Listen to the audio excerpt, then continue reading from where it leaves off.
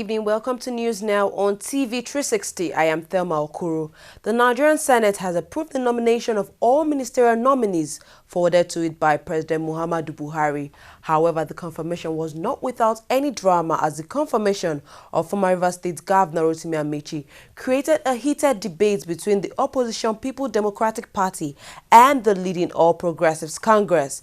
Eventually, the PDP lawmakers staged a walkout from the upper chambers. Senate President Bukola Saraki still went on with proceedings and approved the nomination of Amaechi through a voice note by the present APC senators. Amaechi was among the first batch of ministerial nominees presented by President Muhammadu Buhari last month. He had his screening postponed several times due to the failure of the Ethics and Privilege Committee to submit reports on petitions against him. However, the committee finally submitted their long-awaited petition against the former governor, enabling his screening exercise to take place. Those in favor of the recommendation of the report say aye. Those against say nay. The nays have it. The report of the Senate Committee on Ethics is hereby rejected. Now we go to the approval. Senate, those in favor that Chubuke Rotimi Amaechi is approved, say nay. The ayes have it. Chubuke Rotimi Amaechi is appointed as a minister of the government of the Federal Republic of Nigeria. Nigeria's ruling party, the All Progressives Congress (APC), has said the confirmation of all the ministerial nominees by the Senate, despite some misgivings by the opposition, has shown clearly that there is no longer any division within the APC family. The party, in a statement issued in Lagos on Thursday by its National Publicity Secretary Lai Mohammed, said the cohesion and unity exhibited by the APC senators shows that they are ready to work with the executive and the party to ensure that the agenda of the party is implemented for the benefit of all Nigerians. APC said democracy was clearly at work in the Senate, despite the decision of the opposition PDP senators to stage a walkout over the confirmation of former Rivers State Governor Rotimi Amaechi. It also commended all its members and leaders in the Senate and also the leadership of the APC for its show of unity. It enjoined the entire National Assembly to continue to work with the executive arm of government for the overall interest of Nigeria and its people. Now, it wasn't just ministerial nominees that were confirmed today by the Nigerian Senate. The Senate also confirmed the nomination of Professor Mahmood Yakubu as chairman of Nigeria's electoral body INEC. Yakubu is a first-class degree holder in history from the Ahmadu Bello University, Zaria. During his presentation, the nominee advocated for e-voting, saying it is desirable and inevitable. On diaspora voting, Yakubu said it was worth trying, but however, there are election reforms to be done. The INEC chairman nominee said starting early to prepare for elections is key to reducing logistics and other electoral problems in Nigeria. On card reader, he said that his predecessor, Professor Jega, had done well and he will be consolidating on his efforts. He assured that elections will be conducted as at when due during his tenure. Professor Yakubu pledged to work for the even distribution of PVCs in all parts of the country. Also confirmed today were 5 INEC commissioners: Antola Taye Okosi Simbin for the North Central, Baba Shetima Afo for the Northeast, Mohammed Mustafa for the South-South, Amina Zakari for the Northeast, and Shoyebi Adedeji Solomon for the Southwest. The Nigerian Army has published the image of 100 Boko Haram members and declared them wanted. This was disclosed by the Chief of Army Staff, Lieutenant General Tukur Buratai, at the launch of the anti-Boko Haram terrorist campaign materials in Maiduguri, northeast Nigeria. Buratai displayed the image of the wanted members of the terrorist sect banner formed by the Directorate of Army Public Relations with messages written in different languages. According to photos of the suspects, most of them are teenagers, with 3 of them over 70 years old. The army chief said that troops on the front lines were doing all they could to put an operational end to the counter-terrorism war. Lieutenant General Buratai, however, said that the insurgents had been greatly decimated, assuring Nigerians that the army is winning the war against terrorism. The army chief also urged Nigerians to be vigilant and pleaded with members of the public to help assist the army in identifying and capturing the terrorists. Nigeria's federal government has expressed deep concern over Nigeria's revenue generation, saying it has dropped significantly. Speaking to the press on the outcome of the Federation Account Allocation Committee FAC meeting in Abuja, the Permanent Secretary, Ministry of Finance, Anastasia Nwobia, said that the government is aware of the challenges and has mapped out reforms to check the trend. Nwobia also confirmed that 136 billion naira was shared among the federal, state and local governments as revenue for September 2015. The breakdown of the revenue is as follows. Gross statutory revenue, that's total revenue available for distribution for this month of September, is 328.326 billion. Out of that, we took out the cost of collection from there to the various revenue generating agencies, and we had a total of 314.792 after the deductions. We added the value added tax collected for the month of August, which came to 56.399 billion. Again, we took out the cost of collection from there for FIRS, and the net came to 54.143 billion. The grand summary, therefore, for distribution came down to 321.996 billion, as against 369.140 billion that was collected last month. The grand total for distribution this month is 389.936 billion, as against 442.606 billion of the previous month. So we can see that the revenue is further dropping.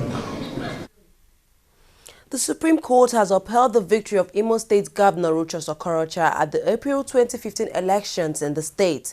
The 7-man panel of the Supreme Court, presided over by Justice John Fabi, also dismissed the appeal by PDP governorship candidate in Imo State Emeka Ihedioha, who challenged the victory of Governor Okorocha. According to the court, which gave its ruling on Thursday, Ihedioha's appeal lacked merit. The Apex Court affirmed the judgment of the Court of Appeal in Owerri to the effect that Ihedioha's failure to properly serve Okorocha, his party, the All Progressives Congress, and other parties in the suit had robbed the appeal court's jurisdiction to hear the case. Nigeria's President Muhammadu Buhari, who is currently in New Delhi, India, has reaffirmed his administration's commitment to curbing corruption, plugging all loopholes in public sector accounting, and deploying available resources for the good of all Nigerians. President Buhari arrived in India from Abuja on Tuesday to participate in the 3rd summit of the India-Africa Forum. The summit began on Thursday in the city of New Delhi. Issues discussed at the summit include climate change and international terrorism, measures aimed at boosting joint collaboration to accelerate the pace of socio-economic development in Africa and India, as well as efforts towards alleviation of poverty, disease and illiteracy. President Buhari has also held bilateral talks with the Indian Prime Minister Narendra Modi and other senior Indian government officials. Modi in turn promised a $10 billion credit to back a partnership of prosperity and pitching a broad alliance for global reforms in Africa. President Buhari is scheduled to return to Abuja on Friday, October 30th. The Nigerian Labour Congress has asked Nigerians to ignore the Emir of Kano, Muhammadu Sanusi's call for devaluation of the Nigerian currency and removal of fuel subsidy. A statement by the NSC's President Abiyuba Waba said the Emir should have spoken for the poor, as traditional institutions must not be turned to outposts of neoliberal institutions such as the IMF. Waba said the eminence of the emir's position should not be republished, should not be rubbish with constant proclamations or campaigns for policies that has proven over the years as not only damaging to the national economy, but targeted against majority of the people who flounder in abject poverty. On the issues of subsidy removal, the NLC said not only is it opposed to it, it has also provided written details of how the petroleum industry can be managed to the benefit of all Nigerians. The People's Democratic Party (PDP) gubernatorial candidate in Plateau State, Senator Gwang Pajok, is dead. The news of his death was confirmed by the head of his media team, Chuang Dong. Pajok was the governorship candidate of the PDP in the 2015 general elections, but lost the election to Simon Lalong of the All Progressives Congress (APC). He was also the immediate past senator for Plateau Northern Senatorial District. The acting national chairman of the PDP, Uche Secondus, mourned Pajok's death, saying the party was indeed shocked by the news. An official statement is expected to be issued by the family of Pajok later. But we'll take a short break. When we come back, we'll look at more news stories. Please don't go away.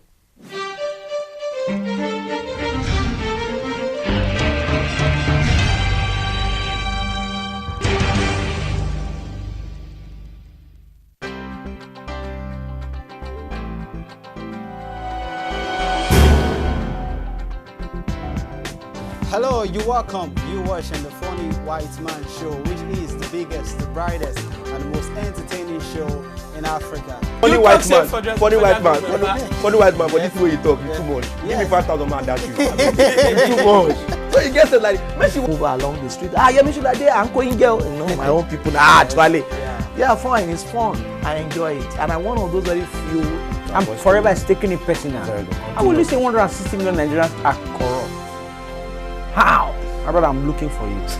Yeah, but it's a growth, and this is the time to build business and know the pitfalls and know what to do and what not to do.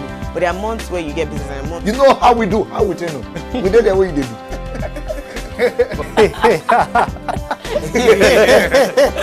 Hello, you're welcome. You're watching Trending Matters on the Funny White Man Show. Of course, they will bring you trending issues just to entertain and tickle your fancy.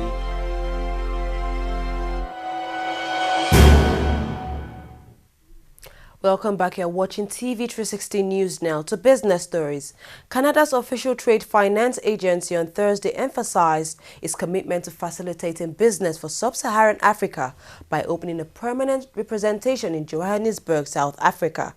Export Development Canada (EDC) says it has also helped facilitate more than $235 million in businesses between Canadian and Nigerian companies over the past 5 years.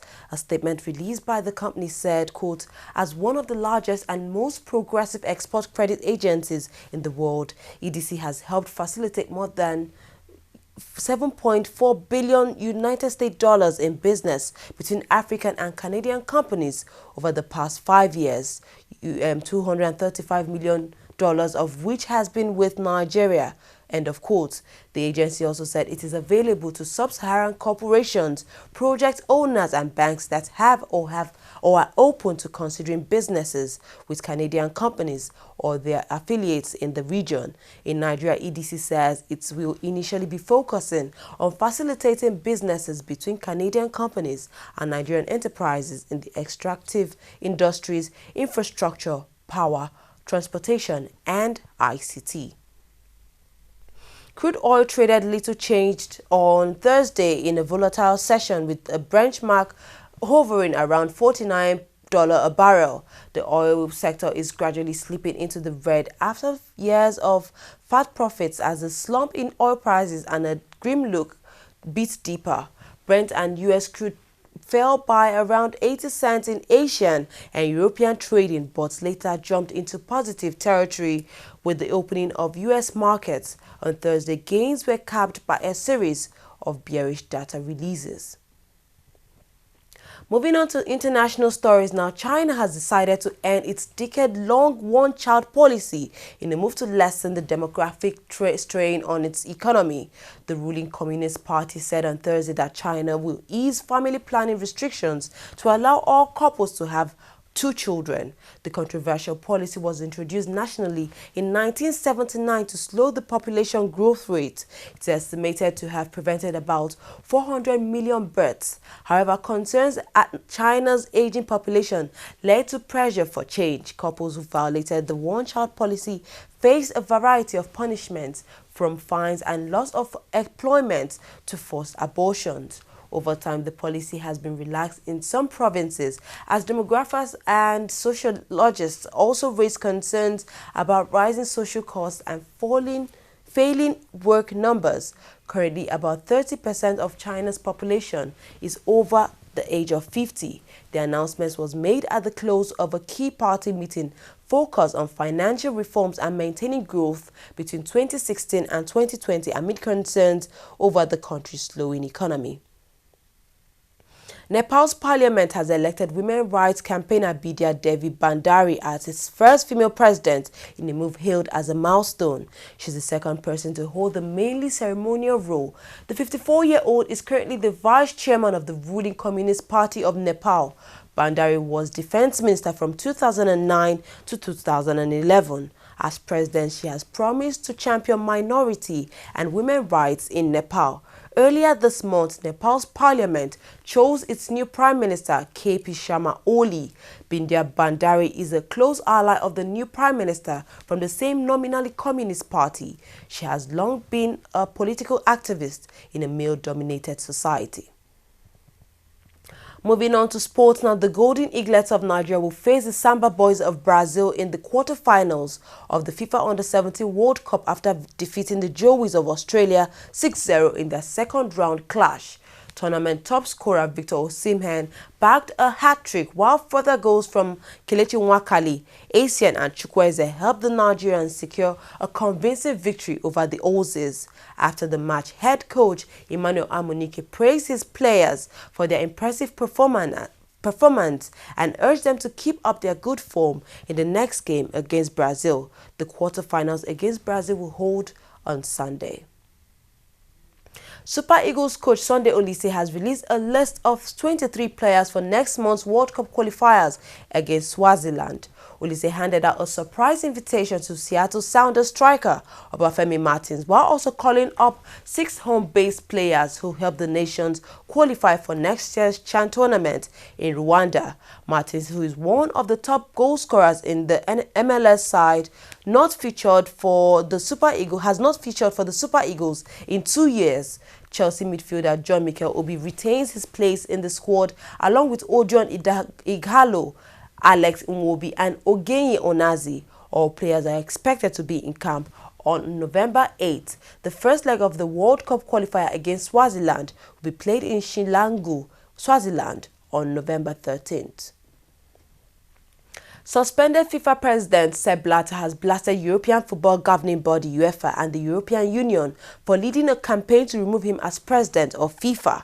The Swiss is currently serving a 90-day provisional ban, which could be extended by 45 days following investigations being conducted on him by the Ethics Committee over a £1.3 million payment made to Platini in 2011. However, the 79-year-old, who has appealed to FIFA Appeal Committee following the decision of the Ethics Committee to ban him, has launched another attack on the UEFA and the EU, saying his ban from FIFA was as a result of, quote, political interference from both organizations. He is also facing criminal charges as Switzerland's Attorney General confirmed opening criminal proceedings against him. Well, we've come to the end of news now. We thank you very much for joining us. I am Thelma Okoro.